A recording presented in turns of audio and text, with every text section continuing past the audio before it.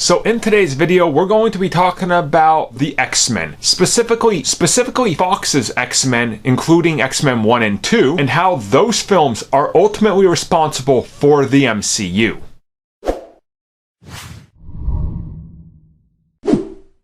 So I think most of you know by now, in the early 2000s, it was a different time for comic book movies. Towards the end of the 90s, things were looking good. You know, you have Batman and Robin, which absolutely derailed comic book movies. Superman Lives fell apart. In the early 90s, there was a few shaky attempts by Marvel, but nothing really worked. The only real winner was Blade in the late 90s, and that was about it. So when it came to the rebirth of comic book movies, you can thank Spider-Man 1, Batman Begins, and of course, X-Men 1 and 2. Now down below, I'm gonna have it linked, and it's a rather lengthy read. It's too much, so I'm not gonna read it to you guys and put it up on the screen. I'll put up the article on the screen, but I'm not gonna read the entire thing because it's a lot to go over. Instead, I'm gonna break down what Kevin Feige said. So first and foremost, he talks about how Marvel's history was not that good. And they talk about some of the films that came out before, which were kind of on shaky grounds, to say the least. You know, if you look at the old Captain Americas, for example, or Doctor Strange, those were pretty terrible. Then you look at what happened with Roger Corman's Fantastic Four, multiple attempts at Spider-Man that fell through. There wasn't that belief that these characters could work. But out of nowhere, Avi Arad was the savior. Avi Arad told Feige that he believes in all of these characters. He believed that all of these characters could work.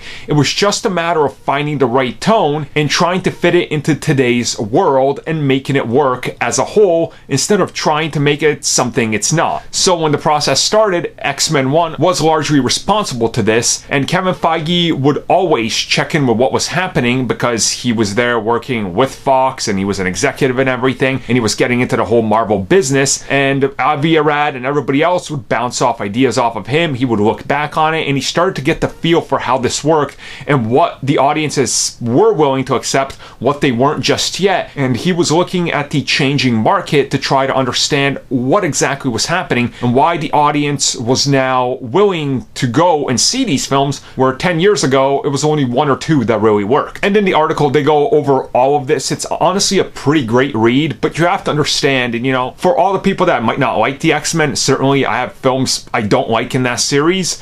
It was really the one, right? It was like the progenitor to everything that came after, so it makes a lot of sense. And honestly, I really love the first two X-Men, specifically X-Men 2 being one of my all-time favorite comic book films. So I can't wait to see how Kevin Feige is going to repay that by doing his own X-Men. And it just gets me more excited for the future, and specifically that he, you know, like praises Avi Arad. That's honestly shocking.